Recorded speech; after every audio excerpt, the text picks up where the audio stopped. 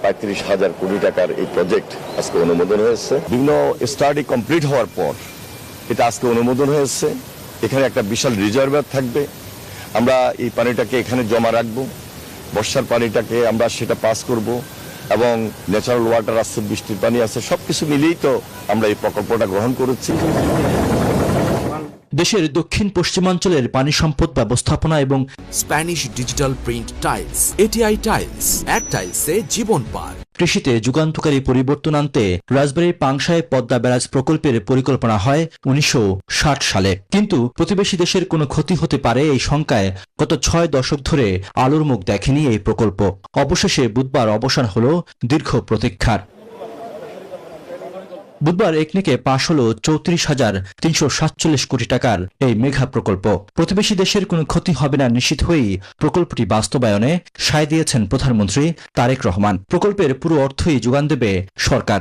এর মাধ্যমে ফারাক্কা ব্যারেজের নেতিবাচক প্রভাব মোকাবেলা, পদ্মায় পানি সংরক্ষণ এবং কৃষি জমিতে সেচ সুবিধা নিশ্চিত করা সম্ভব হবে। প্রায় ৩৫,০০০ কোটি টাকার এই প্রজেক্ট আজকে অনুমোদন হয়েছে। বিভিন্ন স্টাডি কমপ্লিট হওয়ার পর এটা আজকে অনুমোদন হয়েছে। এখানে একটা বিশাল রিজার্ভার থাকবে।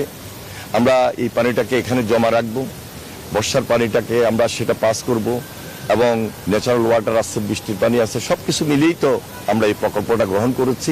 প্রকল্পের নথি থেকে জানা যায়, শুষ্ক মৌসুমে ব্যারাজটি প্রায় ২৯০ কোটি ঘনমিটার পানি ধরে রাখবে, নিশ্চিত করবে ২৮ লাখ হেক্টর আবাদি জমিতে পানি সরবরাহ। কর্মসংস্থান হবে ৯.৫ লাখ মানুষের। এছাড়া প্রকল্প থেকে উৎপাদিত হবে ১১৩ মেগাওয়াট জলবিদ্যুৎ।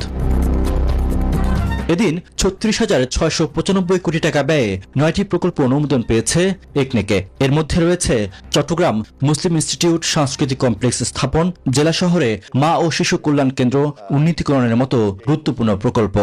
এর সঙ্গে আরো ৬টা প্রকল্প অনুমোদিত হয়েছে, যেগুলা খুব বেশি দৃশ্যমান সহসায় আস্তে আস্তে হবে। এটার মধ্যে এগুলা কিছু সংশোধিত ছিল। অনুমোদিত এসব প্রকল্প বাস্তবায়িত হলে অবকাঠামো নির্মাণ, স্বাস্থ্যসেবা, জ্বালানি এবং পানি ব্যবস্থাপনায় গুরুত্বপূর্ণ অগ্রগতি আসবে বলে মনে করছে সরকার।